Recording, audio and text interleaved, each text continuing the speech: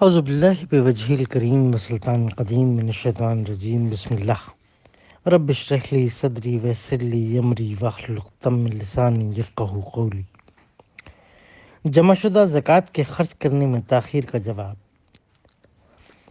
فلاح و بہبود کی سوسائٹیوں، اداروں اور بیت المال وغیرہ میں جہاں زکوٰۃ جمع کر کے پھر مستحقین میں خرچ کی جاتی ہے، 1 سال سے زائد عرصے تک اگر رقم محفوظ رہے تو اس میں شرعاً کوئی قباحت تو نہیں۔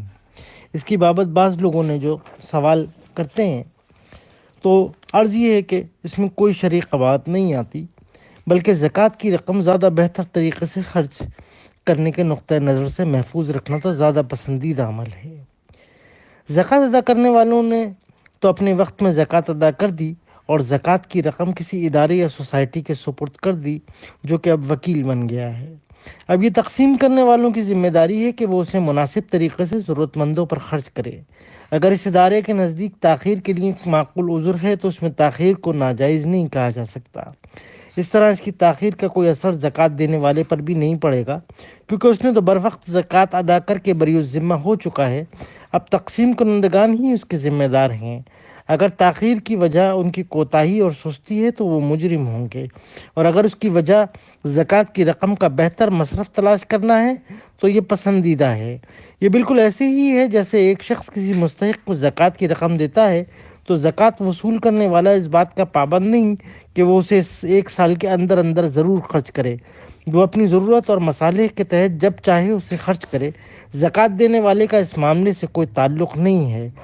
اداروں کے پاس بعض دفعہ کئی سال رقم محفوظ رہتی ہے، جیسے بیت المال میں بھی ایسا ہو سکتا ہے، اس لیے اس سے زکوٰۃ دینے والے کے اوپر کوئی اثر نہیں پڑ سکتا اور نہ ہی اس کو کوئی غرض ہونی چاہیے۔ ذہن میں رہے کہ زکوٰۃ وہ عبادت ہے، ٹیکس نہیں ہے۔ زکوٰۃ عبادت ہے، یعنی اس کی ادائیگی سے اللہ تعالیٰ خوش ہوتے ہیں، ان کا تقرب حاصل ہوتا ہے، جیسے نماز، روزے اور حج سے اللہ کا قرب حاصل ہوتا ہے، کیونکہ یہ سب عبادات ہیں، اور عبادات کا مقصد اللہ سے رابطہ اور تعلق استوار کرنا ہے اور اسے راضی کرنا ہوتا ہے۔ اس لیے عبادات توفیقی ہوتی ہیں، یعنی اللہ تعالیٰ کی طرف سے مقرر ہوتی ہیں یا اللہ کے رسول کی طرف سے بیان کردہ ہوتی ہیں۔ ان میں سے کسی کو اپنی طرف سے کمی بیشی کرنے کی اجازت نہیں ہوتی۔ اس اعتبار سے زکوٰۃ بھی ایک عبادت ہے جو اللہ کے حکم سے مقرر ہوتی ہے۔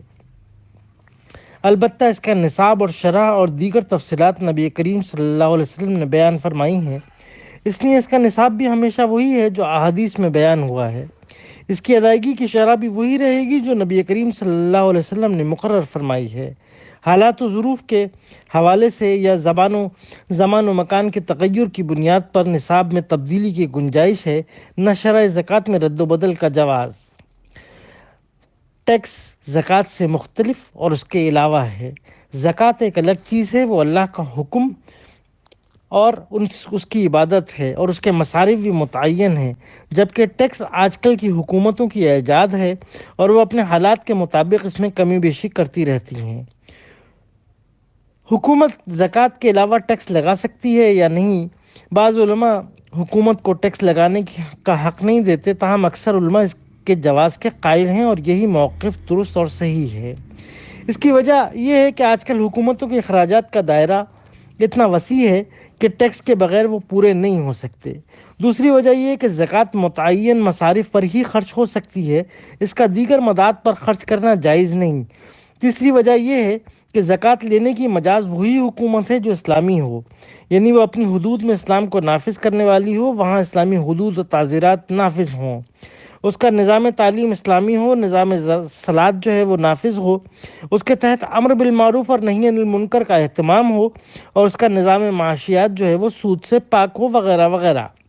جن مسلمان حکومتوں میں ان باتوں کا اہتمام وہ نہیں ہوتا، وہاں یقیناً سرکاری سطح پر زکوٰۃ کی وصولی اور خرچ کا اہتمام ہونا چاہیے۔ یہ ایسی اہم مد ہے کہ ایک اسلامی حکومت اس کے متعین مصارف کی حدود میں رہ کر بھی عوام کی فلاح و بہبود اور اسلام کی سربلندی کے لیے بہت کچھ کر سکتی ہے۔